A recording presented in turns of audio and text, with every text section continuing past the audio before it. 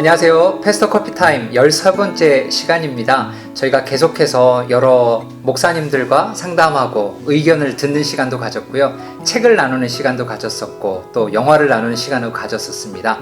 오늘은 온라인 예배를 대하는 우리의 자세 또는 태도에 대해서 함께 말씀을 나눠봤으면 좋겠습니다. 3월 15일서부터 저희가 온라인 예배를 드려서 근 4개월 동안 계속해서 온라인 예배를 드리고 있는데요. 처음에는 복장도 좀 잘 갖추시고 마음 준비도 하시고 내적으로나 외적으로나 준비된 상태에서 예배를 드리셨는데 시간이 지나면서 우리의 마음과 태도가 좀 느슨해지시지는 않으셨는지요? 제가 성경적인 의미에서 예배의 관점들을 찾아보니까요. 구약에서는요. 우리를 완전히 엎드려 무릎 꿇어 하나님 앞에 경배하는 것, 신약에서도 우리 자신을 엎드리는 것이 문자적 예배의 의미입니다. 그런데 많은 경우 예배를 통해서 우리가 무엇을 얻고자 하는 경우가 참 많은 것 같아요. 그런데 예배는 보는 게 아니라 하나님께 드리는 것이고 또한 예배는 우리의 자신에게 초점이 있는 것이 아니라 하나님께 초점이 있는 것이기 때문에 우리가 그것들을 통해서 무엇을 얻고자 하는 것이 아니라 하나님께 드리기 위한 것이 예배의 참 목적이기 때문에 이 시간들을 통해서 예배의 참된 목적을 우리가 다시 한번 깨닫고 기억하고 온라인 예배에 대하는 우리의 자세를 좀 새롭게 쇄신하는 귀한 시간이 되었으면 좋겠습니다. 목사님들과 함께 여러 가지 이야기들을 좀 나눌 텐데요. 우선은 온라인 예배, 목사님들도 여러 가지 피드백을 들으셨는데 혹시 온라인 예배 잘못 드리고 있는 온라인 예배에 대한 예들을 좀 주실 수 있나요? 우리 강 목사님 같은 경우는 어떤 게 있으셨던 것 같아요? 제가 성도님들께 직접적으로 이렇게 피드백을 들었을 때 잘못 드린다라고 생각됐던 것들은 없었던 것 같은데, 근데 온라인상에서 이렇게 돌아다니는 그 영상이나 사진 같은 걸 보면은 이제 온라인 예배 드리는 화면을 TV로 켜놓고 이제 아빠가 소파에 뒤돌려서 네. 등지고 뒤돌려서 누워있는 사진 이런 사진들 봤었는데요. 이제 그런 부분들이 대표적인 예가 되지 않을까 싶어요. 네.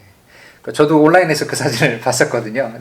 중직자라고 또 그렇게 딸이 또 교회 중직자신데 TV에 있는데 TV를 등지고 반대로 누워가지고 딸이 아빠를 고발합니다 하고 이렇게 올렸다고. 네. 와, 화목한 집안이네. 우리 장 목사님 같은 경우는 어떤 게 있으신 것 같아요? 저 같은 경우는 어떤 성도님의 고민을 들은 적은 있어요. 그러니까 아무래도 예배당에 와서 이렇게 드리지 않으니까 집에서 이렇게 좀 마음이 편하신가 봐요.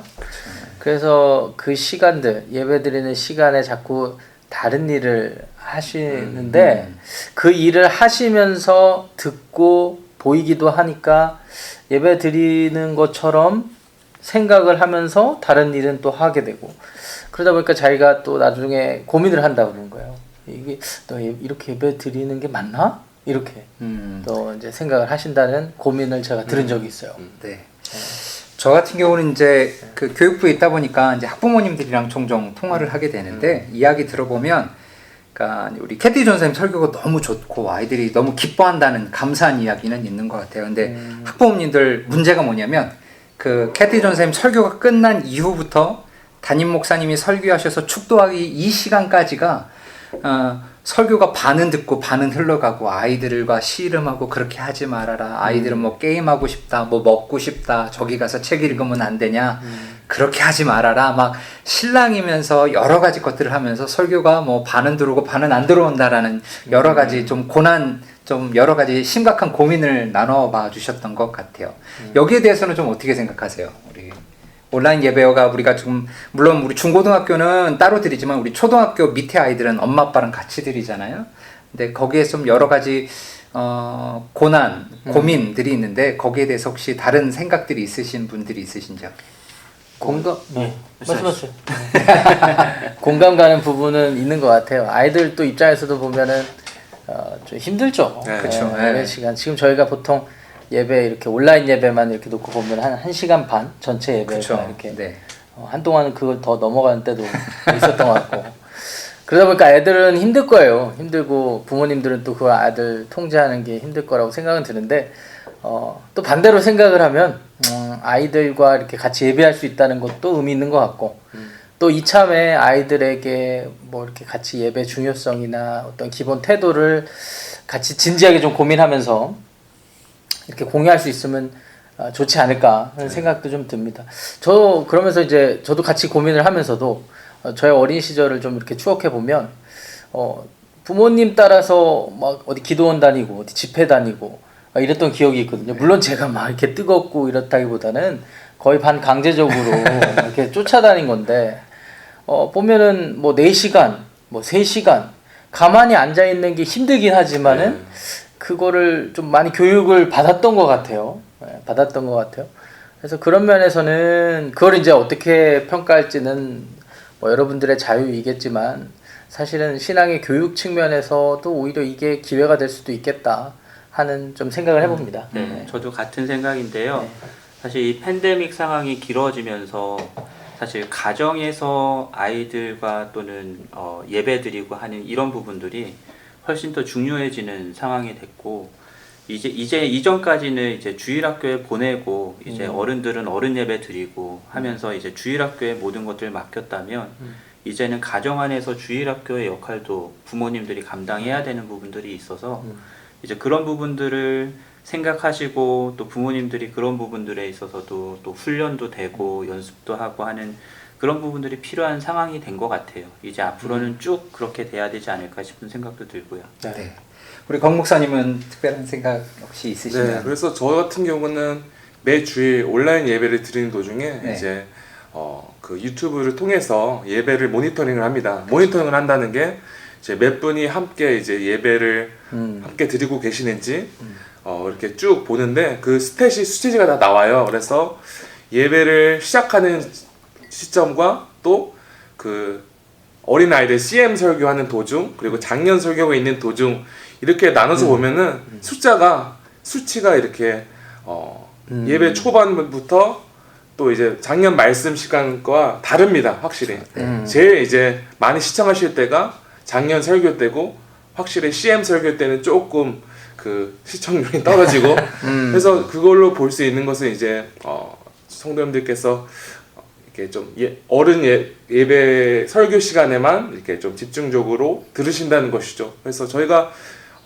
좀 흔히 쉽게 그렇게 될 수 있는 것 같습니다. 이렇게 좀 내가 필요한 부분만 골라보고 또 어떤 경우는 이제 온라인 예배를 그 시간에 안 드리고 이제 나중에 편의상으로 우리가 이제 주일 하루 종일 이제 라이브 예배를 올려두지만 그거를 이제 다시 보시는 건 상관없지만 본 예배를 안 드리고 뭐 본인이 하실 것을 이제 하시고 나중에 이걸 재방송으로 보신다든지 그래서 좀 근데 저가 개인적인 생각으로는 정말 본 시간에 저희가 정말 10시 예배당에 와서 예배 드리는 것처럼 그 시간에 함께 저희가 예배하는 것이 정말 더 바람직하다고 생각합니다. 네. 네, 저도 수치를 이렇게 확인한 적이 있었는데 저도 좀 놀랐어요. 네. 예.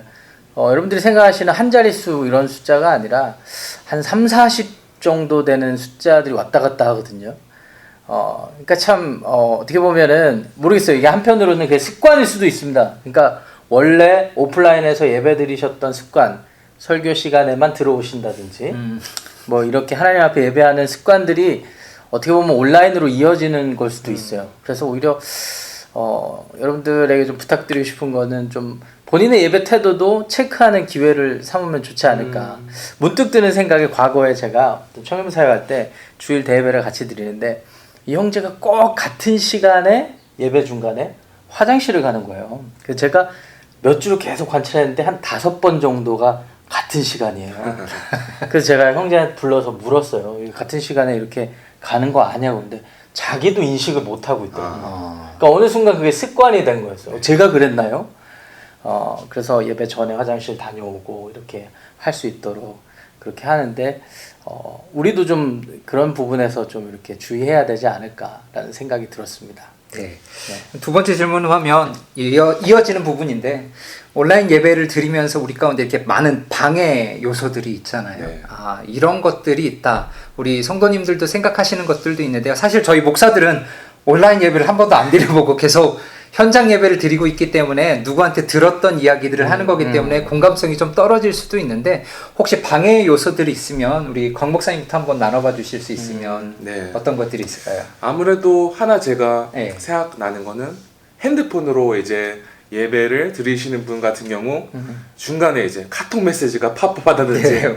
메시지가 오고 뭐 갑자기 뉴스피드가 올라온다든지 그럴 경우에는 저희도 인간인지라 그것을 이렇게 보게 되고 약간의 뭐 다른 길로 이렇게 빠질 수 있는 여지가 있는 것 같습니다. 그래서 좀 그런 부분이 생각나고요. 또 어디서 예배를 드리던 간에 저희가 예배당에 들어오면 함께 정말 그 예배당 안에서 함께 예배 집중할 수 있도록 그런 분위기 가운데 있는데 뭐 집이라든지 개인 방이라든지 사실 방해되는 요소들이 눈앞에 많이 보이기 때문에 아무래도 좀 집중하기 어려운 부분이 있을 것 같습니다. 네. 저 같은 경우는 형식주의자는 아닌데요. 복장에 따라서 제 태도가 많이 결정되는 경우가 있는 것 같아요.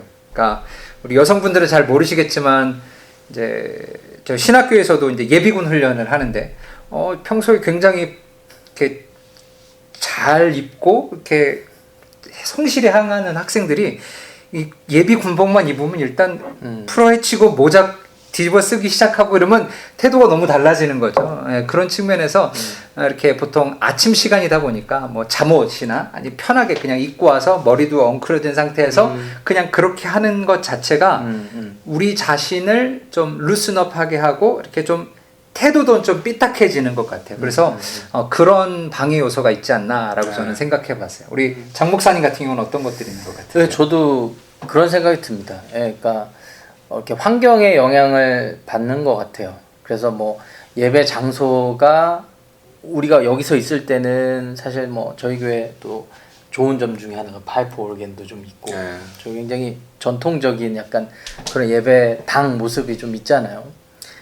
근데 집에서 하면은 맨날 집에서 같이 TV 보던 곳, 뭐 놀던 곳, 쉬던 곳 이런 곳에서 하니까 아무래도 좀 해이해지지 않나 싶은데 좀 그래도 그 상황에서 좀 마음가짐을 좀 정돈하고 좀 변화를 주는 것도 괜찮지 않나 이런 생각도 좀 들고요. 최대한 그 장소가 예배당 될 수 있도록 같이 준비하는 모습도 좀 필요하지 않을까 생각을 해봅니다.